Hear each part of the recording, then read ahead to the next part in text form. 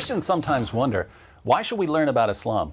There are lots of reasons that people in general, but especially Christians, should be learning about Islam. Let's consider 5 of them. First, numbers. Islam is the second largest religion in history after Christianity. There are about 1.6 billion Muslims in the world. That's over a fifth of the world's population. There are currently more than 1,200 mosques in the United States and more than 6,000 in Europe. And according to many sources, Islam is the fastest growing religion in the world.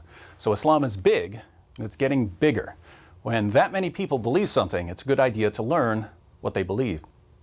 Second, Christians can't communicate the gospel clearly to Muslims without understanding what Muslims believe, because the Quran distorts the meaning of Christian claims. For instance, Christians claim that Jesus is the Son of God. But when we say Jesus is the Son of God, Muslims think we're claiming that God had sex with a woman and produced Jesus as an offspring. They believe this because the Quran says, "How can Allah have a son when he has no wife?" Surah 6, verse 101. Now, when Christians call Jesus the Son of God, we're not talking about God having sex and producing an offspring. No Christian has ever meant that. But that's what Muslims think we mean because the Quran says that's what it means to call someone the Son of God. There's a similar problem when it comes to the doctrine of the Trinity. According to the Quran, Surah 5, verse 116, Christians believe in a Trinity made up of God, Jesus, and Mary. Here again, no Christian has ever believed this, but there are Muslims who think we believe in a Trinity made up of God, Jesus, and Mary because of how the Quran distorts Christian doctrines. So if we don't know what Muslims believe, we won't understand how they're misinterpreting what we say when we preach the gospel. Third, Muslims are trained to challenge the core doctrines of Christianity.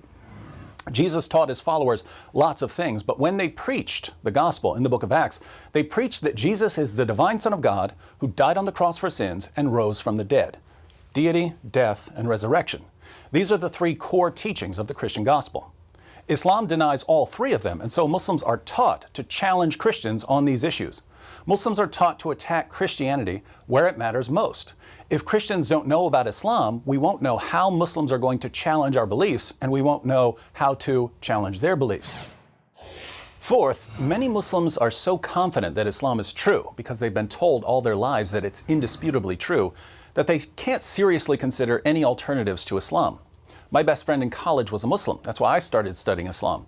We talked about Christianity for a couple of years, but he was so confident that Islam was true, he really wasn't taking Christianity seriously. It was only after we began looking at some of the problems with Muhammad and the Quran that he realized maybe what I've been told about Islam all my life isn't true. Maybe I need to think through this more carefully. He's a Christian now. He's one of the speakers for Ravi Zacharias International Ministries. So giving Muslims some facts about Muhammad and the Quran is crucial, and we can't give them these facts unless we know what the facts are. Fifth, Islam thrives in an atmosphere of ignorance. I've met lots of converts to Islam over the years, but I've never met a single person who converted to Islam after carefully studying Islam. When I meet a convert to Islam and I ask, "Why did you convert to Islam?" it's almost always because the person was given some false information. The reason so many people fall for this false information is that there's a general atmosphere of ignorance about Islam, which allows Muslim preachers to say pretty much whatever they want because no one's going to correct them. These preachers are then free to adapt their message to the values of their audience. In the West, we believe in women's rights. So the Muslim preacher says, "You believe in women's rights? Muhammad was a champion of women's rights. He was probably the greatest defender of women who ever lived." People in the West usually have a high respect for science. So the Muslim preacher says, "The Quran is filled with scientific claims that could only be verified centuries after Muhammad's death. Science proves that Islam is the truth." In an area where no one knows much about Islam, many people believe what they hear from these Muslim preachers and they convert to Islam. The only way this is going to stop is if we get to a point where we know enough about Islam to refute false claims.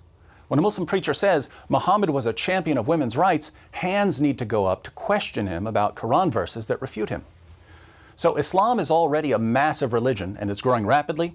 Muslims often don't understand the gospel because they're misinterpreting our claims based on the Quran's distortion of our claims. Muslims have been taught to criticize core Christian doctrines.